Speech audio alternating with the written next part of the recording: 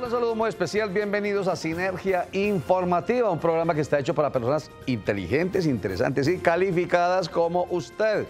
11 de marzo, elecciones parlamentarias, vamos a escoger congresistas, o sea, senadores de la República y representantes a la Cámara.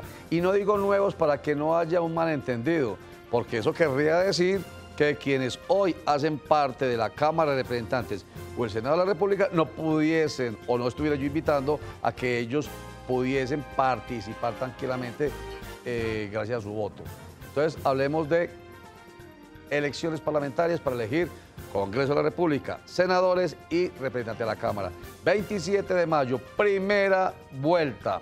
Aunque algunos dicen, primera vuelta de elecciones presidenciales, aunque ya los mismos candidatos a la presidencia de la República y los partidos políticos dicen que la primera vuelta será el 11 de marzo, cuando se elija el nuevo Congreso de la República, y ahí se sabrá cómo están las cargas a propósito de las elecciones presidenciales. 27 de mayo, primera vuelta, segunda vuelta el 17 de junio. Saludo muy especial para Andrés Úsuga, él es abogado con especialización en Derecho Administrativo. Bienvenido, Andrés Úsuga. Oye, muchísimas gracias por tu invitación. Un saludo especial a todos los que nos ven a esta hora en Sinergia Informativa. Bueno, él es abogado y vamos a tratar un tema bien importante que tiene que ver con el derecho, o dos temas tal vez, quizás tres, pero sabe mucho de política. Entonces, cuando yo digo el 11 de marzo va a ser la primera vuelta, yo siento que usted asiente. ¿Por qué lo está haciendo? Porque efectivamente, de cómo queden las cargas en esos 102 senadores, sí, serán 107 más los 5 de FARC, ¿cierto? Sí, 5,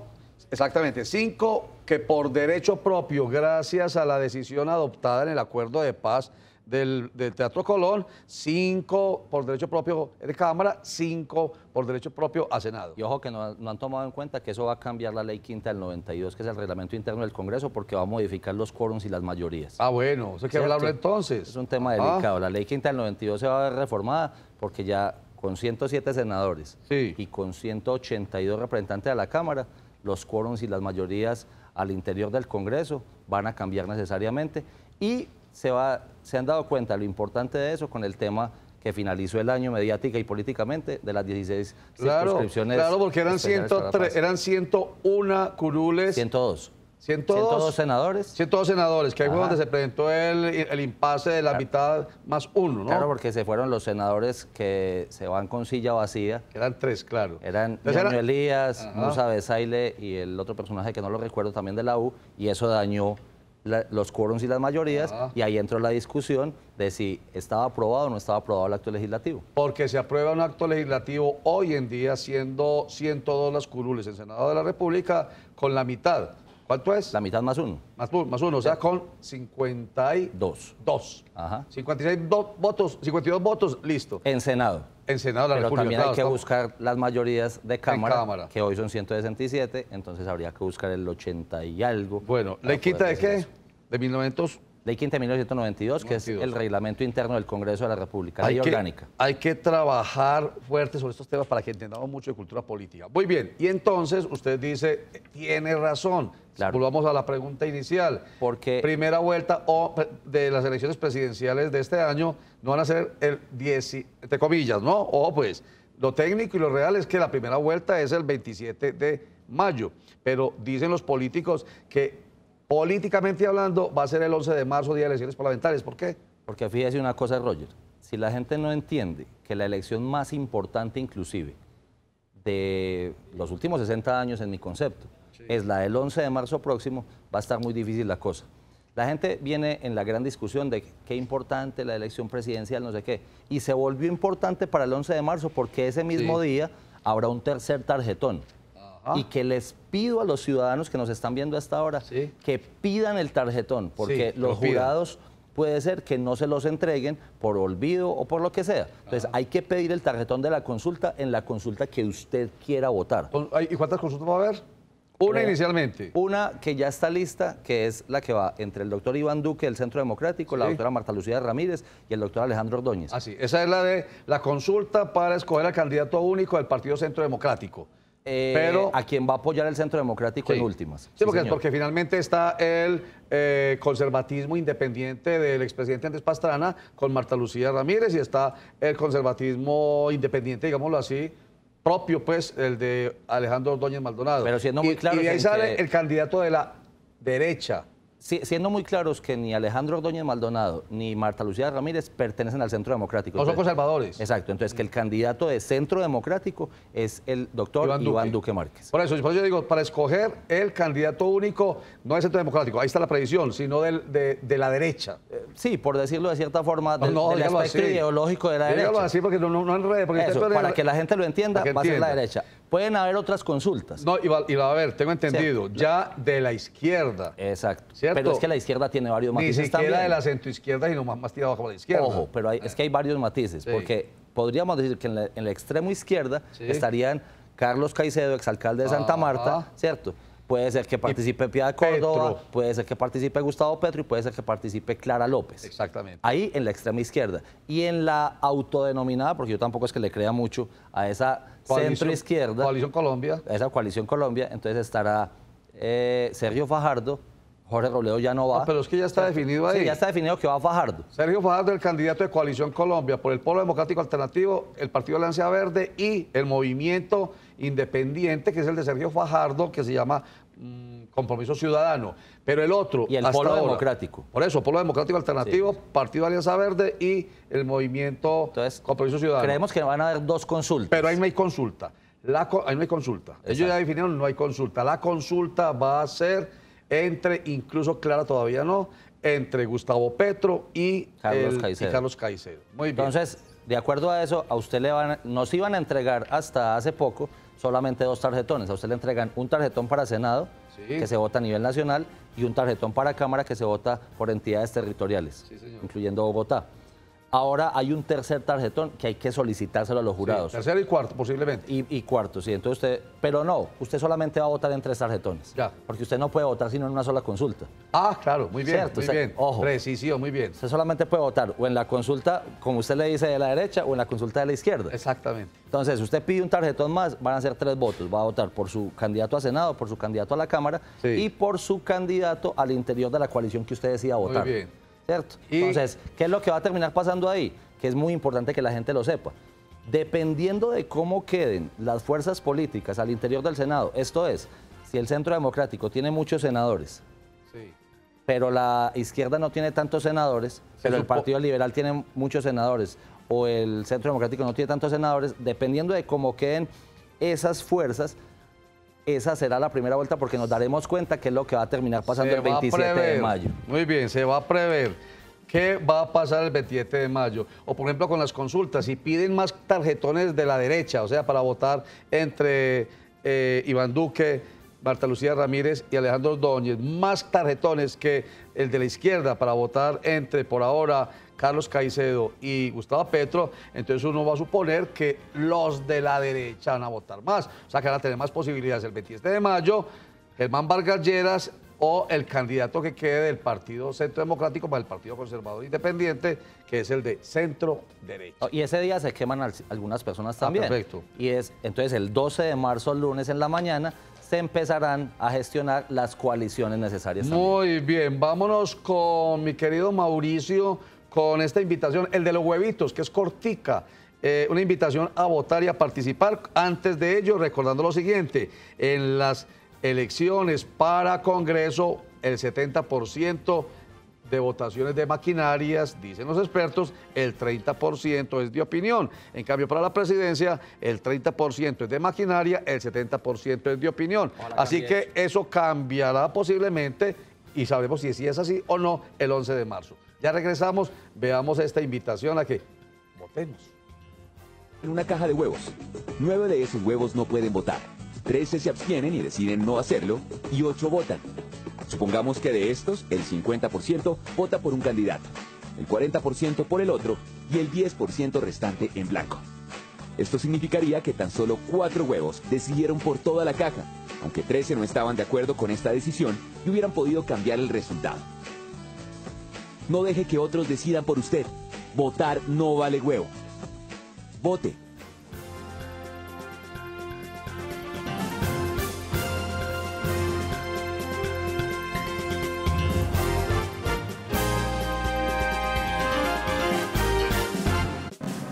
con Andrés Úsuga. Él es abogado con especialización en Derecho Administrativo, pero también sabe de Derecho Electoral, pero también le gusta la política y tiene mucha claridad al respecto. Además, el Derecho Administrativo está íntimamente ligado con estos temas nuestros de acá. Cuando yo digo invitación a que ustedes sean inteligentes, integrantes y calificados en temas políticos y administrativos, estamos hablando de que el derecho administrativo, repito, hace parte de la esencia de la administración pública. Es que básicamente es el derecho público. Exactamente. En un sentido amplio. Ajá. En el sentido amplio, entonces ahí está el derecho constitucional, está el derecho administrativo, y ahí se empiezan a meter otros derechos. El derecho electoral, el derecho de la hacienda pública, el derecho presupuestal.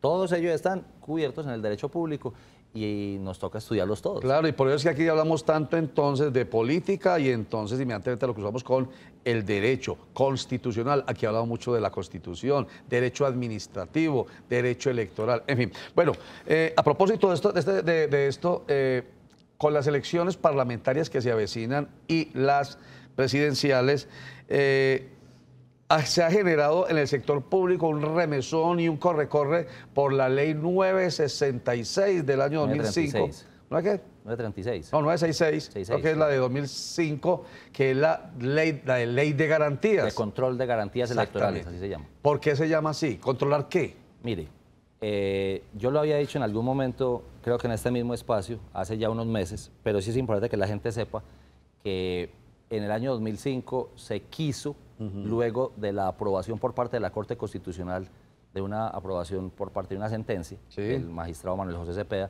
se quiso controlar al Ejecutivo, específicamente al presidente de la República, que en ese momento era el doctor Álvaro Uribe Porque Vélez. se aprobó la reelección presidencial inmediata en ese momento. Ese cambio de articulito que decían en ese momento. Entonces dijeron, listo, vamos a volver a permitir, porque hay mucha gente que no sabe que la reelección presidencial ya se permitía. Pero vamos a permitir la reelección presidencial inmediata. Inmediata. Cuando la permitieron, dijeron, hay que expedir una ley por parte del Congreso para ponerle límites a de pronto un desborde, ¿cierto? O a una exacerbación de límites por parte del presidente de la República. O sea, controlar. Exacto. Controlar que el presidente de la República de ese entonces, Álvaro Uribe Vélez, quien pretendía ser reelegido, utilizara el aparato estatal para ganar más adeptos en esa intención de ser reelegido a la presidencia. Sobre todo y específicamente con la hacienda pública, con el tesoro público. Con temas como cuáles, por ejemplo. Con la contratación. Contratación. Porque ahí, por medio de la contratación, es que los dineros que llegan por medio de nuestros impuestos a las administraciones nacionales, departamentales y municipales se gastan. ¿En qué? Pues las administraciones tienen que comprar cosas, bienes, servicios, obras públicas. Entonces, ¿qué le dijeron? Mire, mientras estamos en elecciones, 4 meses antes, usted no va a poderse gastar de esta forma la plata que usted tiene a su disposición, pero de esta forma. Ojo pues, no de todas las formas. ¿Cuáles formas? ¿Qué le terminaron diciendo? Vea, la licitación pública, que es la regla general que viene en la Constitución, se va a poder seguir haciendo. ¿Por qué? Porque la licitación pública es algo que tiene muchos requisitos, que tiene muchos detalles. Y supuestamente es muy transparente. Exacto. O sea, no le permite al presidente en ese momento o al gobernador o al alcalde decir, denle ese contratico a esa persona. Tiene límites propios. Muy bien. Tiene límites propios porque hay que sacar una licitación, eso tiene unos pliegos, entonces la gente tiene que hacer todo el detalle. Entonces estamos hablando de contratación directa, por ejemplo. Exactamente. Entonces le dijeron, mire, en 2 aspectos específicos no puede contratar durante estos 4 meses previos a la elección. ¿Y cuáles son esos aspectos específicos? 1, la contratación directa. ¿Cuándo se da la contratación directa? La ley 80 del 93, más la ley 1150 del 2007, más el decreto ley 1510 de 2013, traen los límites para que los actores públicos puedan contratar bienes, servicios o obras públicas. Y le dicen, usted no puede contratar directamente, sino cuando se le declara desierta una licitación. Usted puede contratar directamente cuando no existen más oferentes sobre esos servicios. Usted puede contratar directamente cuando son temas de fuerzas militares, por ejemplo, temas de defensa y seguridad. Yo no puedo poner a contratar a un general un radar que es secreto y lo va a poner en la red con todas las características. Entonces le dijo, de forma directa no va a poder contratar durante los 4 meses. ¿Para qué? Para evitar esa tentación de asignarle contratos a dedo a personas que le puedan favorecer en sus aspiraciones. Es facilísimo.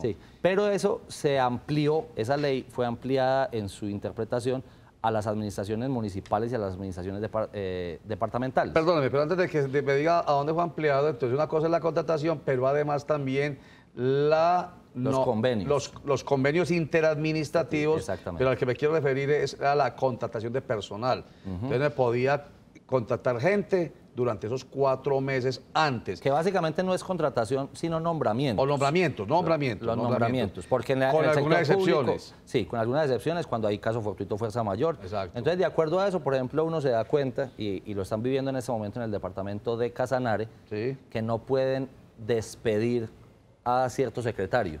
Porque Exactamente. le dicen, si usted lo despide, a menos que él se vaya. Sí. ¿cierto? Si Si usted Habrá lo que despide, renuncie o se muera o se jubile, exacto, pues, o un se caso pensione. fortuito, una fuerza mayor. Sí. Pero si usted lo desvincula, usted no puede nombrar a nadie ahí, Claro. y esa secretaría se queda acéfala hasta que termine la ley de control electoral. Exactamente, muy bien. Entonces, en ese tipo de circunstancias hay que poner en práctica la ley de garantías. 4 meses, ha dicho usted, antes de las presidenciales. O sea, a partir del 27 de enero. Se inició. Ah, ya, se inició. Claro. Hace poco se inició ese periodo de prohibición, de restricción Para las entidades a nivel nacional. a nivel nacional. Perfecto. Pero- ¿Por qué? Ahí sí dice usted. Usted dijo ahorita. Y eso se amplía para los departamentos y los municipios y el distrito. Pero en relación con las elecciones parlamentarias, las del 11 de marzo, 4 meses antes. ¿Y eso empezó a regir cuándo? El 11 de noviembre El pasado. 11 de noviembre. ¿Por qué? Y ¿Por qué? específicamente, porque... Cortico. La gente tiene que entender que los representantes a la Cámara se eligen por entidades territoriales. Exactamente. Entonces, los representantes a la Cámara, habrá representante de la Cámara de Antioquia, representante de la Cámara de Bolívar, representante de la Cámara de Cundinamarca, representante de la Cámara de Bogotá. Exacto. Entonces le dicen, se amplía esas restricciones también a las entes territoriales a 4 meses previos a la elección de Congreso de la República. Exactamente. Sin embargo, yo le soy sincero, Roger, a mí me parece que habiéndose caído la reelección presidencial como se cayó, que fue la causa para que naciera esa ley, hoy la ley también debería estar derogada. No debería haber ley de garantías, pero en el nivel nacional, dejemos la inquietud para enseguida cuando regresemos de comerciales, porque en el nivel departamental de las entidades territoriales, departamentos, municipios y distritos, pues a mí me parece que todavía hay razones. Puede ser que opere. Pero enseguida, porque vámonos con unos mensajes y que es bien importante, para que participemos en las elecciones del 11 de marzo, las parlamentarias, y en las del 27 de mayo, inicialmente, las presidenciales. Votar, votar, votar. Siempre nos piden que lo hagamos, pero ¿por qué? Bueno, he aquí 5 razones. Comencemos por lo obvio. 1. Las personas que elegimos con el voto toman las decisiones que marcan el rumbo del país. En esa medida, el voto tiene consecuencias directas sobre nuestra vida cotidiana. 2. No es la mayoría la que elige, sino un pequeño porcentaje de la población. Hagamos las cuentas de cómo han funcionado las elecciones presidenciales de los últimos 20 años para que vean. El 100% son más de 30 millones de electores. Colombia tiene más habitantes, pero estamos hablando de aquellos que tienen derecho a votar. La cuestión es que solo se presentan a las urnas entre el 40 y el 50% de sus 30 millones. Eso quiere decir que los candidatos que pasan a segunda vuelta con el 25% de los votos, en realidad pasaron con el 10% del apoyo de todas las personas que podían votar. Luego viene la segunda vuelta, que implica un voto estratégico, y resulta que el 25% de los votos posibles es suficiente para elegir a un presidente. Y ese es el caso de la elección más grande del país. Hay alcaldes que son elegidos con un porcentaje todavía menor. Esta gráfica es bastante nociva y votando es que podemos cambiarla. Pero yo no creo en los políticos y no me gusta ningún candidato. Ah, bueno, eso nos lleva a 3. Hay mecanismos para manifestar nuestro descontento. Puede que tú tengas argumentos implacables para desconfiar de cada uno de los candidatos o inclusive de la política en general. Pero si no votas, los demás no tienen cómo enterarse de eso. Hay tanta gente a la que le da pereza salir de la cama que el abstencionismo se interpreta no como una postura política, sino como apatía. ¿No te gusta ninguno de los candidatos? ¿En serio? ¿Ninguno? Vota en blanco. Eso es un mensaje claro y tiene el potencial de cambiar el modo en que hacemos política en este país. Por cierto, el voto en blanco no se suma a ningún candidato, eso es un mito. 4. Entre más gente participa, más difícil es hacer trampa en las elecciones. Hay muchas personas que no votan con el argumento de que la política está llena de corrupción. La paradoja es que la corrupción es mucho más viable gracias al abstencionismo. Es más fácil y más barato robarse una elección cuando son pocos votos los que eligen y además cuando nadie está mirando. De hecho, uno de los delitos electorales clásicos es usar el número de cédula del que no fue a votar. Entonces, si elegir a un candidato no te motiva lo suficiente, ¿qué tal la idea de arruinarle la fiesta a los que hacen trampa? Finalmente, 5. El acto de salir a votar va más allá de las cifras. Suele decirse que un voto no es suficiente para inclinar la balanza, pero tal vez estamos mirando la situación desde la perspectiva equivocada. El hincha de fútbol, por mucha barra que haga, no tiene cómo alterar el resultado, pero igual va al estadio y apoya a su equipo. ¿Por qué? Porque le importa. Con la democracia pasa lo mismo. No se trata solo de influir en el resultado, se trata también de participar en un evento que nos convoca. La gracia de participar en una elección es que nos invita a pensar concienzudamente sobre el tipo de lugar en el que queremos vivir. Nos ponemos a hablar con nuestros amigos y con personas que piensan diferente, nos enteramos de todas las cosas que pasan en el país, y eso, a su manera, tiene mucho más impacto que cualquier voto en particular. Entonces, sí, vale la pena votar, y también vale la pena compartir este video.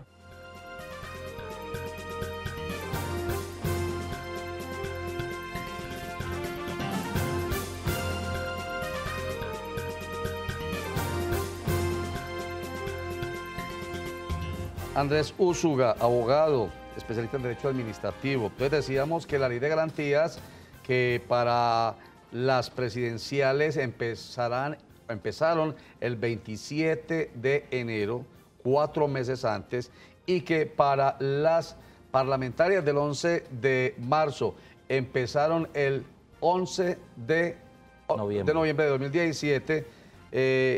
Hay que hacer una precisión. Te dice, para las presidenciales, ley de garantías ya no debería existir porque nacieron en 2005 precisamente en la coyuntura de la reelección inmediata presidencial, la cual ya no existe por ahora en nuestra Constitución.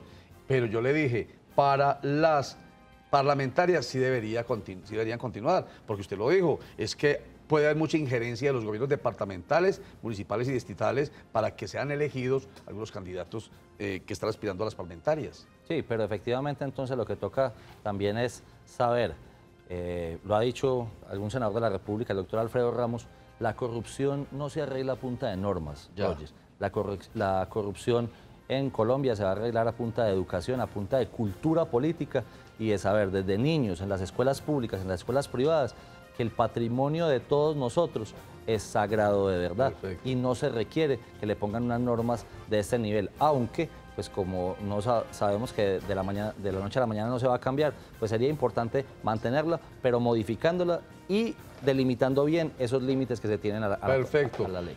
30 segunditos, Andrés Úsuga, para que nos diga qué piensa de qué debe pasar con el Ejército de Liberación Nacional, ELN, y usted que además también es un hombre que hace parte del Partido Centro Democrático, que gusta de la paz, pero que de los procesos de paz, o sobre los procesos de paz como el de las FARC, tiene ciertas, ¿cómo se dice?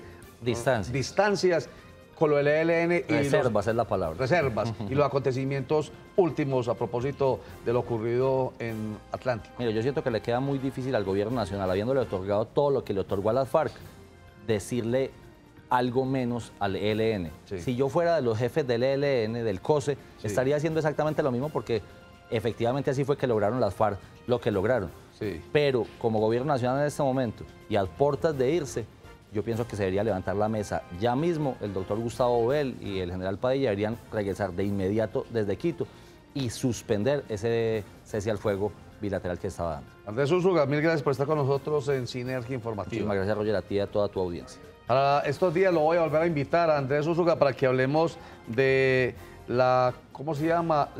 El umbral. El umbral, ¿qué es el umbral? Para que ustedes entiendan. Y la cifra repartidora en las elecciones parlamentarias. A propósito de que Álvaro Uribe Vélez va a aspirar nuevamente al Senado de la República y muchos dicen que él se va a llevar la gran mayoría de votos. Y como es lista abierta, ya no cerrada, para arrastrar con sus votos a muchos candidatos a Senado de la República, entonces la gente dice, ¿y qué va a pasar? ¿Será que van a perder curules? Bueno, de eso nos lo explicará Dios mediante en próximos días Andrés Úsuga. Recuerden que la información empieza en Cosmovisión a las 12 del día con Sinergia Informativa, que vuelve a las 7 de la noche los lunes, a las 8 de la noche de martes a viernes. A las 5 de la tarde nos cogió la noche, que regresa a las 9:30 de la noche. A las 6:45 la información está en Cosmovisión Noticias, que vuelve recargado de información a las 11:15 de la noche. Muchas gracias, chao.